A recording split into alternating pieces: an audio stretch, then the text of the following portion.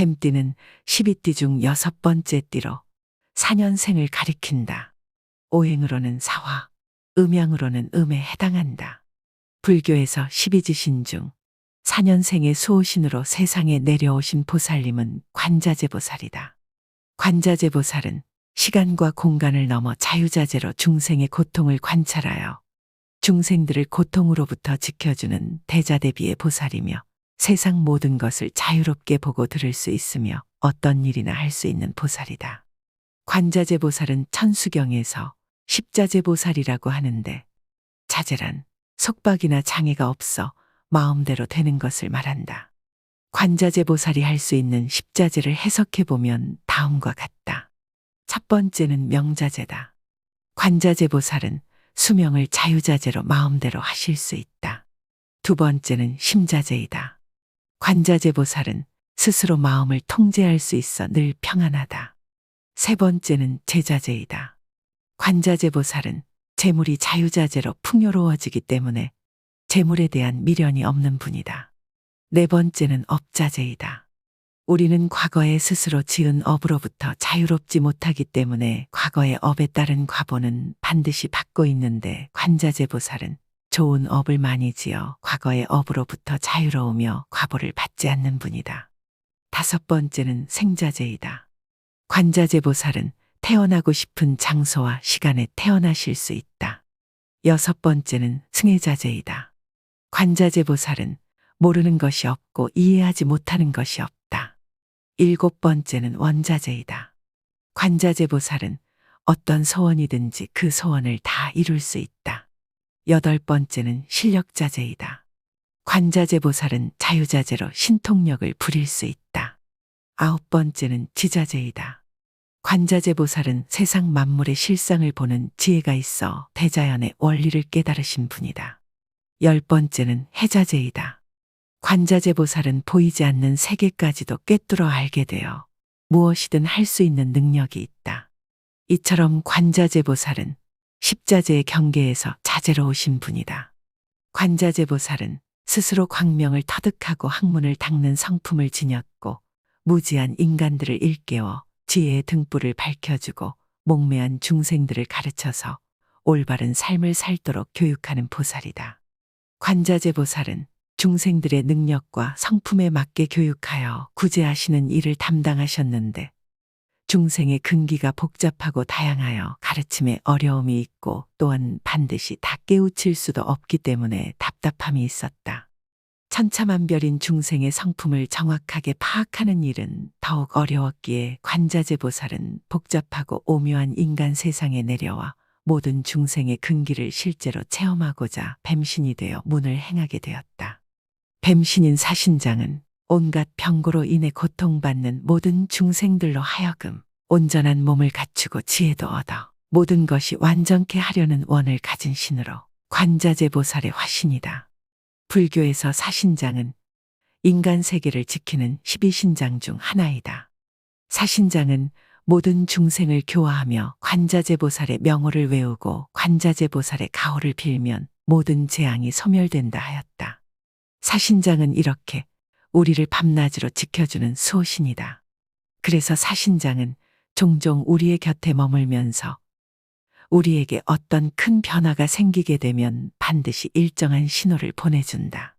이것은 큰 시련이 오는 신호일 수도 있고 큰 운이 오는 신호일 수도 있다.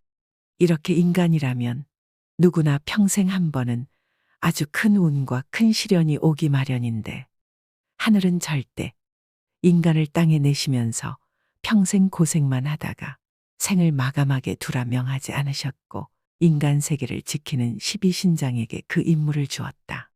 그러나 너무 안타깝게도 대부분의 사람들은 살아가면서 이를 알아차리지 못한다.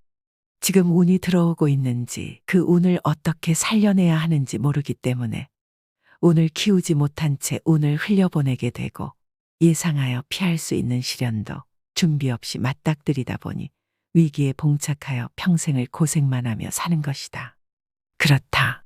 이런 실수를 하지 않으려면 우리는 미리 알아차려서 대비해야 한다. 우리에게 어떤 큰 변화가 생기는지, 우리의 신이 우리에게 어떤 신호를 보내는지 알아차려야 한다. 사신장은 인간이 알아차리기 가장 쉬운 방법인 꿈을 통해 우리의 미래를 예지해 주곤 하였다. 그 꿈에는 여러 가지 종류가 있는데 예부터 내려오는 영적인 꿈에 대한 기록들을 샅샅이 뒤져 방대한 분량을 해석해 보면 다음과 같다. 집안에 큰 구렁이가 들어온 꿈. 매우 재수가 좋은 꿈으로 큰 재물이 들어오고 귀한 사람이 찾아들 길몽이다. 속이 들여다 보이는 하얀 백사를 잡은 꿈. 대박이 나고 부귀영화를 누릴 길몽 중의 길몽이다. 증권 투자나 복권을 구입해도 결과가 좋겠다. 뱀이 다리를 틀고 있는 꿈. 흉몽이다.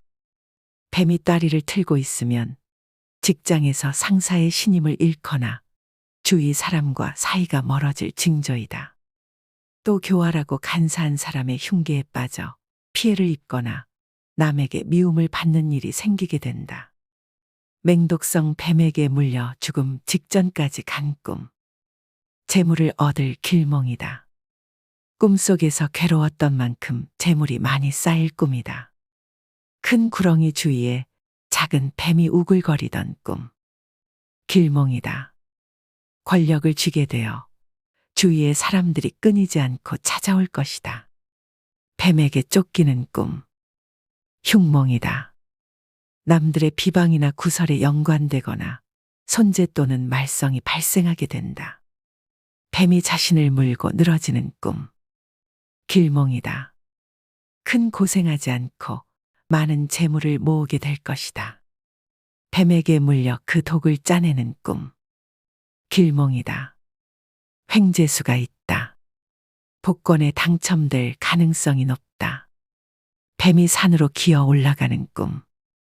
흉몽이다. 시끄러운 말썽이나 손실, 장애 등이 생겨 곤란을 치르게 된다. 뱀이 자신을 칭칭 감고 있는 꿈. 길몽이다.